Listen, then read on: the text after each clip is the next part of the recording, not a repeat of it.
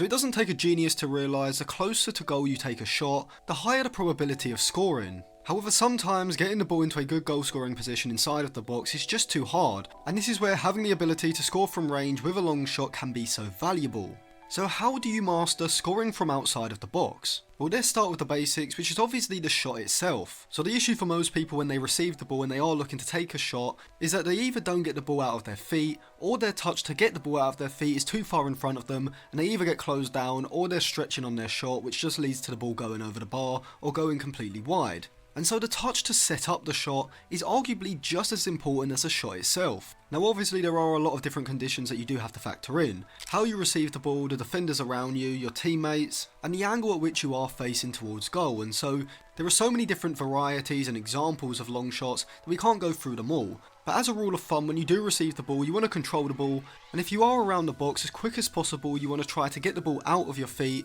with the touch pushing the ball maybe 3 or 4 steps ahead of you. Now most of the time you're going to be knocking the ball kind of to the side, maybe at a 45-degree angle if you're central and you do have space in front of you, but most of the time you want to be knocking the ball to the side. As the likelihood is, around the box there are going to be defenders in front of you, and so knocking the ball vertically directly forward 3 or 4 steps is going to be putting the ball too close to one of the opposition defenders, and so by moving the ball to the side, you manage to get that 3 or 4 step space while still keeping the ball away from the opposition players. Now in terms of the run up, you want to be running up on the balls of your feet with your heels off the ground, as this is going to allow you to get that spring in your stride, allowing you to gain momentum and ultimately get more power on your shot. In terms of where you actually strike the ball, this also depends on how far you are away from goal, but as a general rule of thumb, you want to be striking the ball around the centre, maybe slightly lower down the further out you are. Now because usually when you are attempting to score from outside of the box, you are a long distance from the actual goal, you want to be trying to put as much power on the shot as possible. If you're just outside of the box, maybe 20 yards out,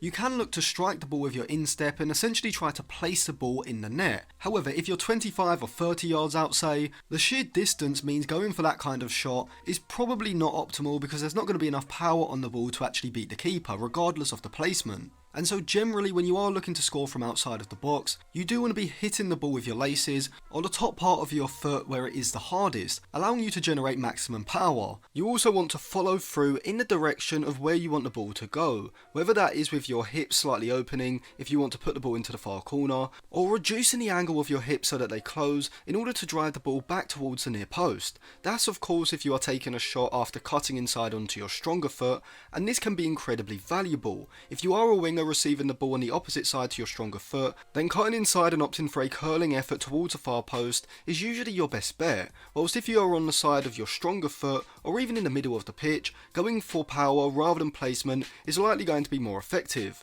We'll start off with the curling shot, and who best to learn from than the man who is arguably the best of all time at cutting inside and bending one into the far corner. That man is Arjen Robben. Here we see in a game against Arsenal in the Champions League for Bayern Munich back in 2017 that Arjen Robben receives a ball on the right flank in the final third, but he's not only too wide to be in a shooting position, but there are also 2 Arsenal players in Coquelin and Ozil between him and that area. But Robben recognises this and so gets the ball under control and immediately accelerates into that space, breezing between Coquelin and Ozil, and so now after that piece of quick thinking and quick movement, Robben is now in a shooting position, and you can see that because he is a left footer cutting in from the right, he goes for a strike with his instep, getting the ball maybe 3 or 4 steps out of his feet on the dribble, with his body almost horizontal to goal. You can see as he connects that he generates force through his hips, into his legs and foot, curling the ball with his instep whilst also applying power. With Robben almost aiming wide initially, the curl on the ball brings the ball back just inside the post. But what if you're receiving the ball on the same side as your stronger foot? Well, for this shooting position you need a technique that will allow you to connect with the ball with your laces,